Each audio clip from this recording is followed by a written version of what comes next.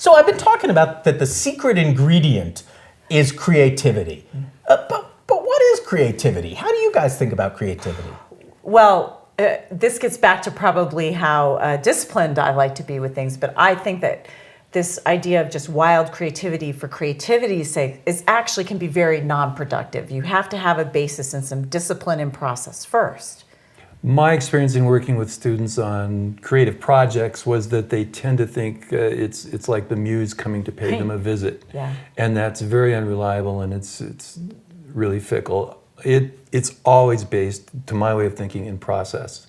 I have a problem, it's a design problem, I want to be creative, I want to do beautiful work, but I don't wait for great ideas to come, because they typically don't.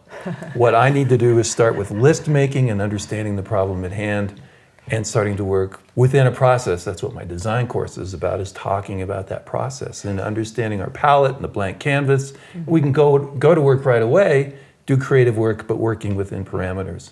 But I don't understand, or let me play devil's advocate here a little bit. If it's entirely mechanical list making, where does how do you be original in a list? It shows up.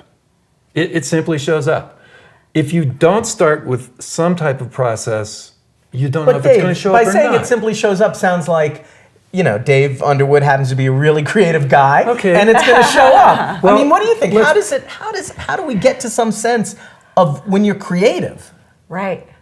Right, and this is a really interesting question, because this is very hard, and I would think of myself as a pretty creative person, and I think about how I teach literature and how I teach my students to be creative with their intellectual process, and a lot of times it's about juxtaposing two things that you don't think are related, or three things: writing, design, and presentation. And you juxtapose them and you look for the similarities, and all of a sudden these relationships begin to come out that you didn't see before. And that's the moment of creativity. But expressing them with some discipline, I think, is really important, because otherwise you can't get your ideas across to your audience.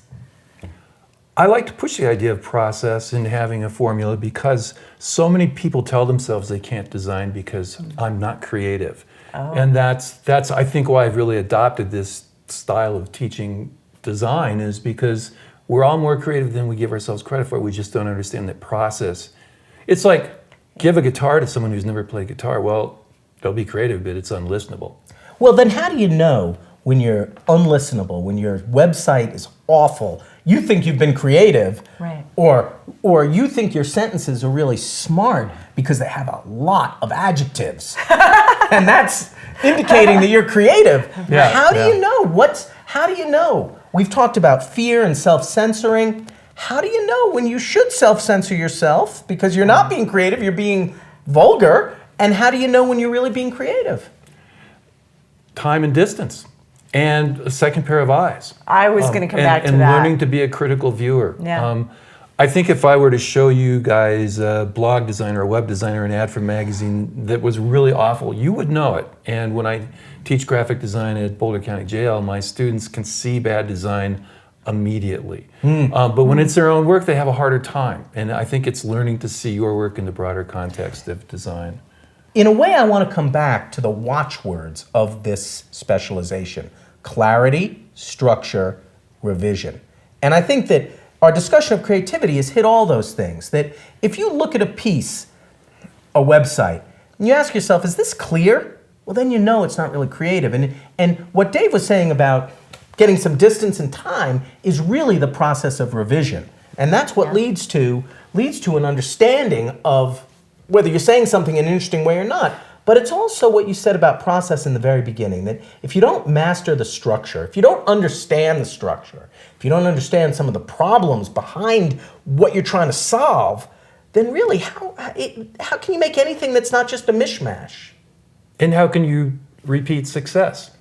I think that's a really critical point. You know, you may stumble across something that's good. Once. That you're proud of. Yeah. But if you have to do it again next Wednesday, you better have a process in place. And that's what all designers understand. You know, that's foundational to being a good designer, is process. The thing about creativity is it's not magic. It's not just inspiration. It has to do with process. It has to do with self-reflection, with revision, and with understanding why you're trying to communicate what you're communicating.